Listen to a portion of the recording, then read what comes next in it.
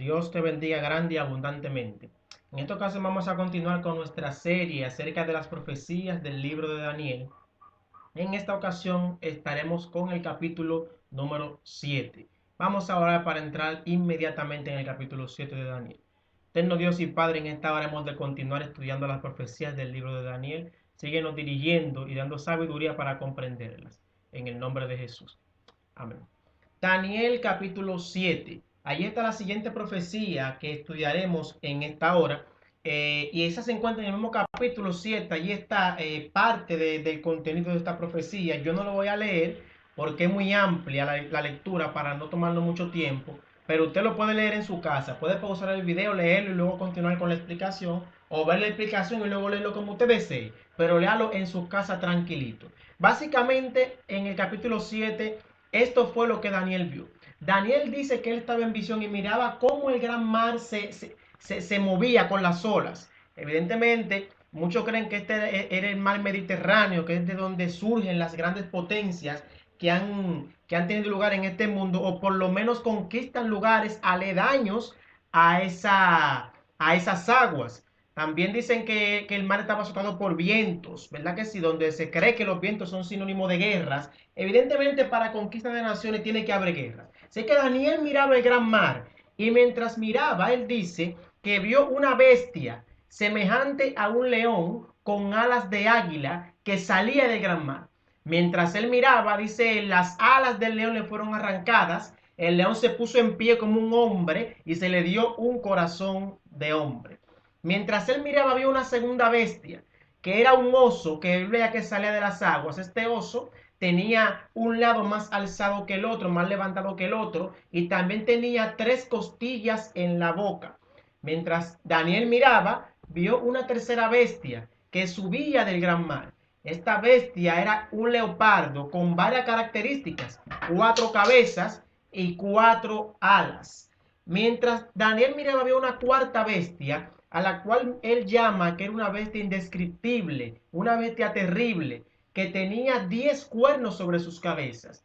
Y de entre esos 10 cuernos, dice que brotó un cuerno pequeño que hablaba grandes arrogancias contra el Altísimo. Y en su crecimiento destruyó 3 de los 10 cuernos que tenía la bestia y gobernó por tiempo, tiempos y medio tiempo. Y mientras Daniel miraba que esta bestia hacía y deshacía, él vio también en visión como un hijo de hombre se acercaba a un anciano de día, había un trono y millares le servían y un anciano de día se sentó en ese trono y él vio como un hijo de hombre se acercaba al anciano de día y recibía el dominio y también los santos del Altísimo recibían el dominio y todo el poder de las bestias se le retiró para entonces gobernar el Hijo del Hombre. Eso fue lo que Daniel vio básicamente en esta visión que usted va a leer tranquilo en la casa en el capítulo 2. Todo esto, dice Daniel, estas 4 grandes bestias en el mismo capítulo 7, Daniel mismo dice en la interpretación que le dio el ángel, estas 4 bestias son 4 reinos que surgirán en el mundo. Eso mismo lo dice el capítulo 7 de Daniel, 4 reinos que surgirán en el mundo. La pregunta sería la siguiente, ¿cuáles son estos reinos que iban a surgir en el mundo según Daniel capítulo 7? ¿Cómo yo sé cuál es cada reino? Bueno, según una comparación con el capítulo 2 y el capítulo 7, nos damos cuenta que los mismos reinos del capítulo 2 son los mismos reinos que Daniel ve en el capítulo 7. La única diferencia es que el sueño en el capítulo 2 lo tiene un rey pagano, Nabucodonosor. Dios se lo mostró, un sueño simple, sencillo, para que él entendiera que su reino no duraría para siempre, sino el reino eterno de Dios. Ahora en el capítulo 7 Dios le da la visión un poco más compleja al profeta de Dios, al profeta Daniel, para mostrarle detalles de cada uno de estos reinos, especialmente del último reino que viviría en el planeta Tierra. Sé que vamos a ver una comparación de estos 2 capítulos. ¿Por qué se considera que hablan de lo mismo? Bueno, solamente en el mundo, desde Babilonia hasta la actualidad, solamente han existido 4 grandes imperios. El de Babilonia, el de Medo-Persa, el de Grecia y el de Roma. Ahora miren esta comparación. Daniel capítulo 2 y Daniel capítulo 7. tienen los mismos números de elementos importantes. Por ejemplo, en el capítulo 2 se habla de 4 reinos representados por metales en una estatua. En el capítulo 7 se habla también de 4 reinos, ahora representados por bestias. ¿Ven que van dirigiéndose hacia el mismo lugar? En el capítulo 2, estos 4 reinos, el cuarto reino se divide, representado por los 10 dedos de la estatua. En el capítulo 7, el cuarto reino, que es la bestia terrible, también sufre una división y está representada por los 10 cuernos de la estatua. Vean la similitud. 10 dedos de la división del cuarto reino, 10 cuernos de la división del cuarto reino en el capítulo 7. En el capítulo 2, el cuarto reino es representado por metal, hierro específicamente. En el capítulo 7, este cuarto reino no es de hierro, es un animal, pero tiene dientes de hierro. O sea, está conectando el cuarto reino del capítulo 2 con el del capítulo 7. En el capítulo 2, el último reino, el que dura para siempre, es el reino de Dios y va después del cuarto reino, de su división. Y en el capítulo 7 también termina con el reino de Dios. Viendo esta característica del capítulo 2 y el capítulo 7, podemos concluir que el capítulo 2 es igual en significado que el capítulo 7. La diferencia es que el capítulo 2 el sueño lo recibe un rey pagano, Nabucodonosor, sueño simple, para que él comprendiese el futuro de su reinado y que solamente el reino de Cristo duraría para siempre. Y el capítulo 7 recibe el sueño Daniel, el profeta de Dios, con detalles de cada uno de estos reinos, específicamente de cómo se iba a instaurar el reino eterno de nuestro Creador. Vamos entonces a entrar en detalle del sueño de Daniel. Lo primero que Daniel ve en su sueño, aquí tenemos las cuatro bestias y al final el número 5, el reino de Cristo o la escena de juicio. Lo primero que Daniel ve es un león. Él ve que el león sale del mar. Y este león tenía varias cualidades que queremos destacar ahora y presentar su significado. Lo primero es que el león tiene alas de águila. Tiene alas de águila. El león es el rey de los animales. El águila es el rey de las aves. Ya según la comparación de los dos capítulos de Daniel, capítulo 12 y capítulo 7, podemos concluir que el león es símbolo de Babilonia, el primer reino o imperio formado en el mundo luego de la Torre de Babel y el imperio en el cual Daniel recibió esta visión y también el rey Nabucodonosor. Ahora bien, Babilonia, de todos los imperios, de los 4 imperios, fue el imperio más glorioso, de mayor prominencia, puesto que fue el primer imperio luego de la Torre de Babel y también el imperio que tuvo un mayor control en lo que era su extensión de territorio conquistado. Por eso se le representa con el león, que conquista la tierra, los animales terrestres, el águila, que conquista los animales, las aves en vuelo, y el oro, que es el rey de los metales, la cabeza, el oro. También Daniel vio que este león tenía algo anormal, que eran alas de águila. Estas alas de águila tienen dos significados. Dos significados. El primero es el hambre de conquista. El león conquista todo lo que es terrestre. El águila conquista todo lo que es aéreo. Babilonia, con el rey Nabucodonosor, tenía hambre y sed de conquista. Se caracterizó por conquistar y conquistar y lo hacía de una manera rápida. Por eso tenía alas de águila, simbolizando la rapidez de conquista o el hambre de conquista que tenía su primer rey, Nabucodonosor. Pero también las alas de águila simbolizan otra cosa. Simbolizan en el momento que Daniel vio que las alas del león eran arrancadas y el león se puso en pie como de hombre, está simbolizando también cuando Nabucodonosor en el capítulo 4 recibe la mente de animal por no reconocer la supremacía de Dios. Es también otro ejemplo, otro significado de cuando las alas del león le son arrancadas. Una vez que las alas del león son arrancadas, este recibe un corazón de hombre. Aquí lo tenemos. También significan varias cosas. Número 1, cuando se le arrancan las alas al león y le sale un corazón de hombre, entonces se está evocando la primera característica, es que el león o Babilonia perdió el hambre de la conquista. Una vez que su rey Nabucodonosor, el que se preocupaba por la conquista y el poder, no estaba en el trono, los reyes que siguieron a este no le interesaba la conquista y eran reyes débiles. Nabonido, por ejemplo, un rey débil. Por eso se recibe un corazón de hombre y las alas son arrancadas, porque ya Babilonia pierde su ferocidad como imperio. Pero también significa otra cosa. Significa cuando el rey vuelve a la normalidad, luego de durar 7 años con mente de animal. Note, el león le arrancan las alas, eh, se pone en pie como de hombre, recibe un corazón de hombre. También significa cuando Nabucodonosor, repito, vuelve a la normalidad 7 años después de tener mente de animal. En fin, el león con alas de águila simboliza el reino de Babilonia que conquistó el mundo desde los años 605 hasta el año 539. Daniel ve una segunda bestia. Y en esta ocasión él ve que un gran oso sale del mar. Este oso tenía varias características según Daniel.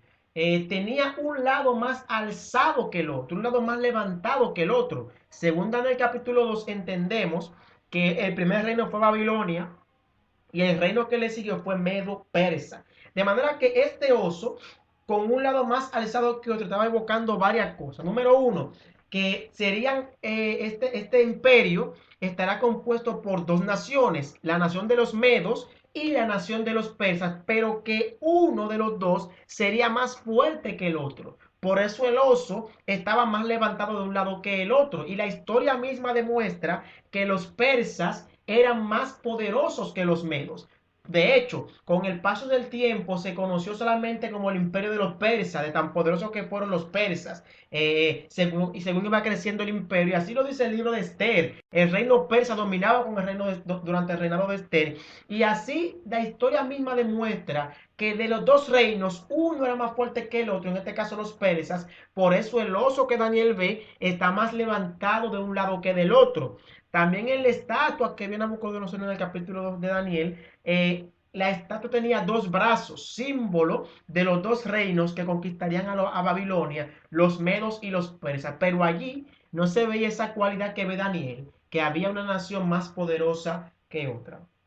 También Daniel vio que el oso tenía en su boca tres costillas. Yo puse muchas costillas aquí, pero son solamente tres. Estas tres costillas que tenía el oso en su boca, recuerde que el oso devora con su boca y con sus garras. Estas tres costillas simbolizan las tres grandes conquistas que llevaron a Medo-Persa a instalarse como imperio. Estas tres conquistas fueron cuando conquistó a Lidia en el año 547 a.C., luego continuó su conquista hasta Babilonia en el año 539 y luego conquistó a Egipto en el año 525 a.C.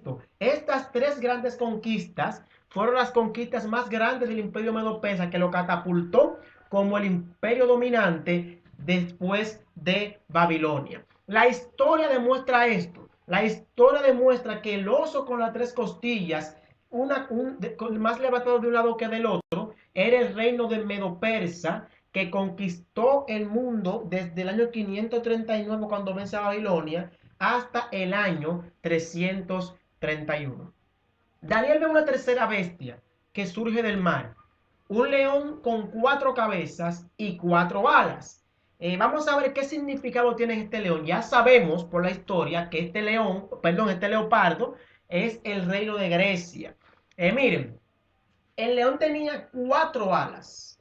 Dos alas dan velocidad. Cuatro, el león, tengo al león en la cabeza, el leopardo. Cuatro alas. El leopardo de los animales terrestres es el más rápido que existe, alcanzando una velocidad de hasta 100 kilómetros por hora. O sea, es rápido el leopardo. Y si le ponemos no dos, cuatro alas de águila, es porque este leopardo, aparte de que corre rápido, vuela. O sea, la velocidad que alcanza es tan grande, aparte de su velocidad de pierna, que no se puede comparar. Un elemento que concuerda con las conquistas del reino de Grecia. Lo que le costó a Babilonia y a Medo-Persa muchos años para conseguirlo, el reino de Grecia, a cargo de su primer rey Alejandro Magno, lo consiguió en solo 3 años. De manera que que las alas y el mismo animal en sí, el leopardo, estaban evocando la velocidad de conquista que tendría el reino griego a cargo de su primer rey, Alejandro Magno. Las 4 cabezas que tenía el leopardo son las 4 divisiones del imperio griego luego que muere su rey Alejandro Magno. Cuando Alejandro muere, no deja un sucesor, sino que sus 4 generales se reparten el imperio. Esto fue de la siguiente manera. Casandro, uno de sus generales, gobernó Grecia continental. Lisímaco, otro general, gobernó Asia Menor. Ptolomeo gobernó en Egipto y Seleuco gobernó en Siria. Estos 4 generales son las 4 cabezas que tiene el leopardo, 4 líneas que tomó el reino griego cuando muere el rey Alejandro Magno. Miren cómo la profecía bíblica va explicándose con la historia por sí sola. La Biblia es un libro que te señala el futuro sin temor a equivocarnos, porque quien la reveló fue Jesucristo, fue Dios a través del Espíritu Santo. Ahora bien, este reino griego es simbolizado por el leopardo con alas, Grecia, que conquistó Medo-Persia en el año 331 a.C. y su dominio se extendió hasta el año 168 a.C. Daniel ve una 4 bestia, una bestia terrible, dice, indescriptible, que así como el hierro en Daniel 2 desmenuzaba y destruía todo, esta bestia destruía y desmenuzaba todo con sus bocas y lo que quedaba lo desmembraba con sus pies. O sea, una bestia demoledora, así como el hierro. Y esta bestia, ya estamos claros que se representa el 4 reino, que es Roma. Ahora, las características de esta bestia son interesantes. Daniel vio que tenía cuernos, no 2, sino 10 cuernos. Un paréntesis aquí, la bestia como tal sin los cuernos es Roma, el imperio romano. Y los 10 cuernos tienen un significado interesante. En la estatua de Daniel capítulo 2, el reino de Roma se dividió en 10 naciones. Por eso en la parte de los pies tiene 10 dedos. Ahora en el capítulo 7, el animal que Daniel ve, le salen 10 cuernos en la cabeza. La misma división romana, cuando el imperio fue desmembrado por la tribu bárbara, 10 naciones salieron de ellos. Por eso los 10 cuernos.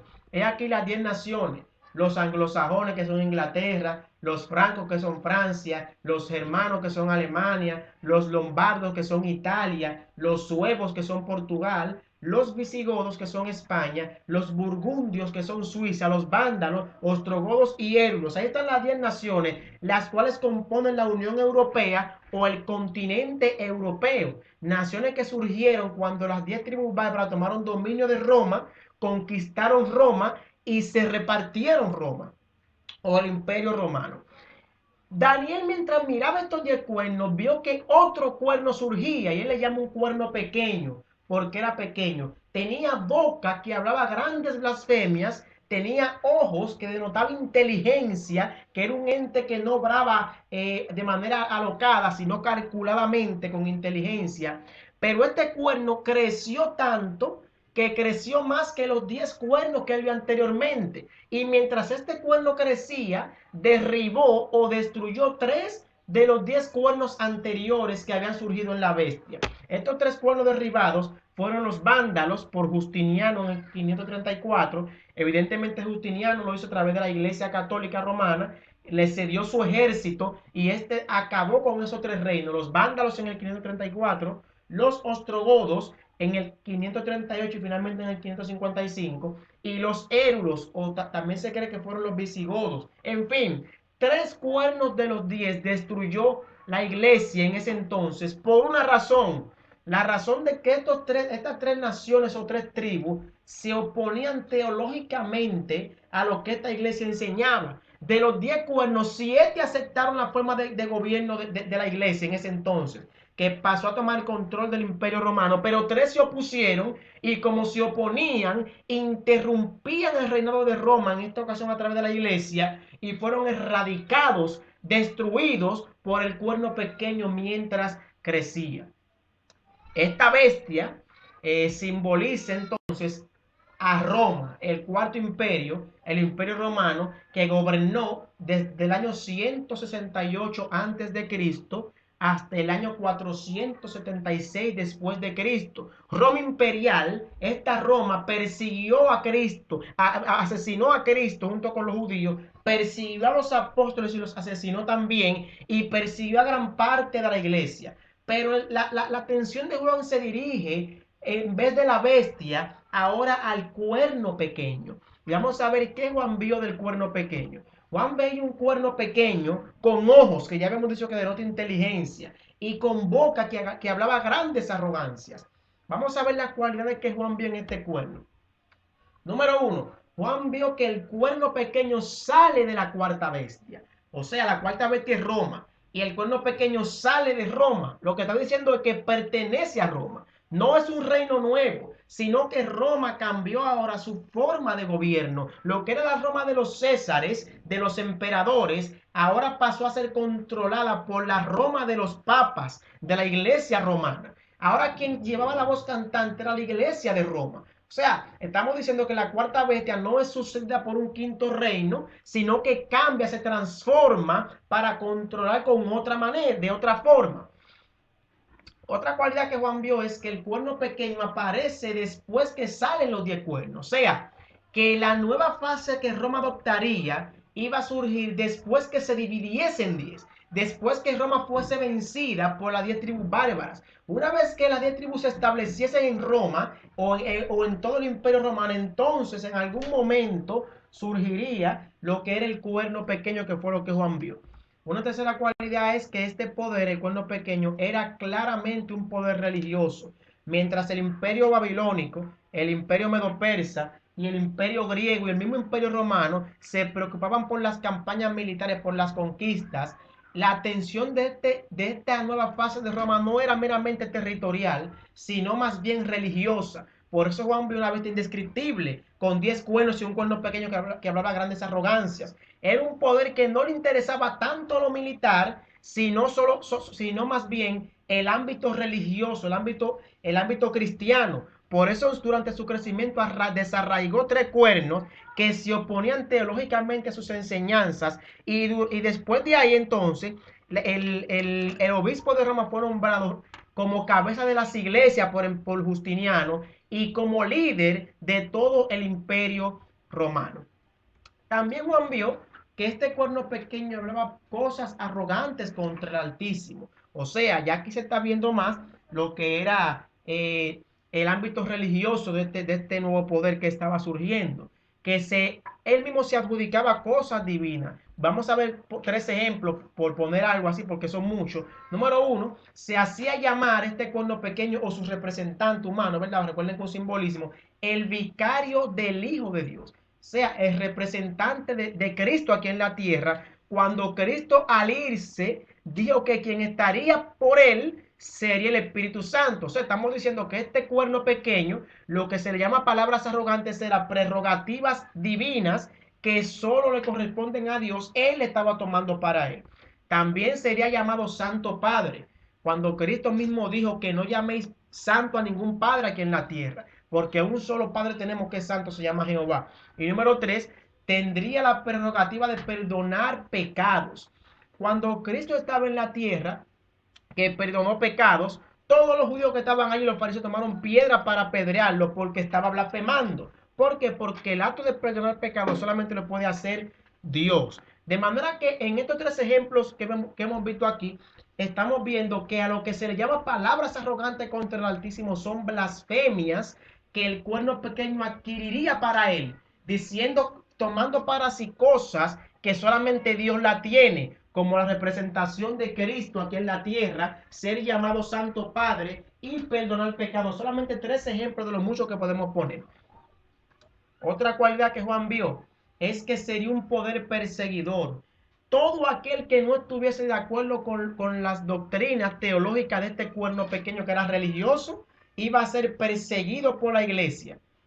La historia misma demuestra esto. La iglesia romana asesinó a millones de cristianos durante la Edad Media, tantos cristianos que pueblos enteros fueron erradicados y desaparecidos de la faz de la tierra. Los valdenses, ni siquiera registro quedan de esa población, que fueron totalmente erradicadas por el cuerno pequeño. Hasta sacerdotes de ellos persiguieron porque descubrieron la verdad bíblica, entre ellos Martín Lutero. O sea, persiguieron cruelmente durante la Edad Media a todos aquellos que no estaban de acuerdo teológicamente con lo que ellos enseñaban, y se les llamaba herejes a todos aquellos que eran opuestos a lo que la iglesia enseñaba. Eran muertos a través de animales, a través de hogueras, eran torturados porque simplemente se oponían a lo que Roma enseñaba. La Roma imperial de los Césares persiguió a la iglesia de Cristo, a los apóstoles. La Roma papal ahora de la iglesia romana persigue a todos aquellos que no estaban de acuerdo con sus doctrinas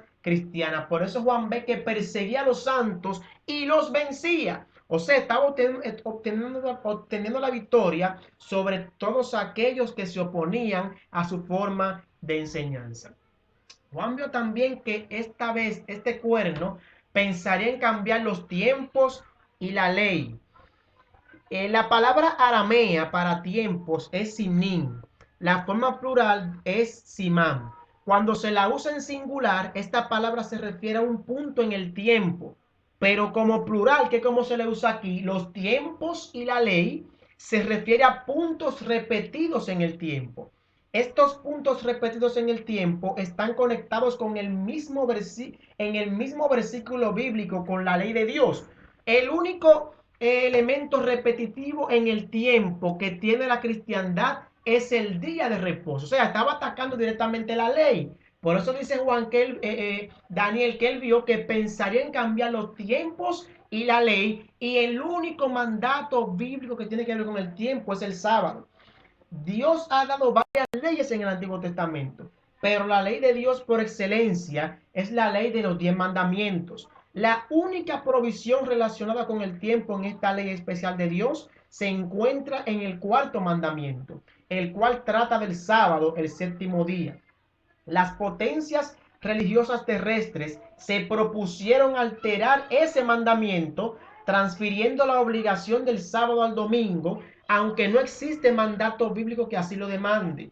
Pero el precepto divino original permanece inmutable, de modo que este poder terrenal solo pensará en cambiar, tratará de cambiar esta ley y su especificación respecto al día de reposo. No la cambiará. Pensará en cambiarla, tratará de cambiarla, porque la ley de Dios permanece para siempre. Y una última característica que vamos a tocar es que dominaría este poder, este cuerno pequeño, por tiempo, tiempos y medio tiempo. ¿Qué significa esto? En Daniel capítulo 4, cuando Nabucodonosor tiene el sueño del gran árbol, que ese árbol era él, le dijo Daniel, que el árbol fue cortado y sobre el árbol pasaron 7 tiempos. Daniel le dijo al rey que los 7 tiempos son 7 años. De manera que tiempo en profecía o en la Biblia es un año. Vamos a ver esta suma aquí. Tiempo, tiempo sin medio tiempo. Tiempo es un año. Un año tiene en el calendario hebreo, que es el que se utiliza en la Biblia, 360 días. También dominaría por tiempos. Son 2 años, 720 días. Y medio tiempo, medio año, 180 días. Cuando sumamos todo esto, esto nos da 1260 días. Ahora, no podemos tomar estos días como literales, lo cual simplemente serían 3 años y medio, porque es imposible que este cuerno hiciera todo lo que hizo este poder en 3 años y medio. Por eso la Biblia provee otra herramienta. Ezequiel capítulo 4 versículo 6 y Número capítulo 14 versículo 34 son solamente dos de los muchos versículos que podemos citar para presentar que en profecía bíblica un día equivale a un año. Así como las bestias son simbólicas, así también el tiempo es simbólico. Los 1260 días, que son tiempo, tiempos y medio tiempo, entonces serían 1260 años. Apocalipsis capítulo 12, versículos 6 y 12 dice esto mismo, 1260 años. De manera que estos 1260 años era el tiempo que iba a controlar, iba a gobernar, iba a perseguir, iba a oprimir el cuerno pequeño o la iglesia romana para mantener su hegemonía, su poder y sus enseñanzas teológicas. Este tiempo abarca entonces desde el año 538 después de Cristo, cuando ya se radica totalmente el poder opositor a la iglesia y Justiniano le entrega el control al obispo de Roma, hasta el 15 de febrero del 1798, cuando la Revolución Francesa y Napoleón Bonaparte le ponen fin al reinado papal. De manera que el cuerno pequeño es símbolo de la nueva fase del Imperio Romano, la Iglesia Romana, desde el año 538 hasta el año 1798 después de Cristo. Una vez que todo esto pasa, Daniel ve entrar en escena otro elemento, una escena de juicio. Y cuando ese juicio se lleve a cabo, que se termine, se le quitaría el dominio a la bestia y todos perderían su poder. Pero el Hijo de Dios, el Hijo de hombre, el que tiene semejanza como hombre, que Daniel ve en el juicio, que se acerca al anciano de días al Padre, recibe el dominio y el poder para siempre. Y junto con él, los santos del Altísimo. Pero ya de este tema hablaremos en otro video. Dios te bendiga, Dios te guarde. Recuerda compartir este video. Recuerda suscribirte también para que recibas la notificación del siguiente video que subiremos, que es el capítulo 8 del libro de Daniel. Dios te bendiga.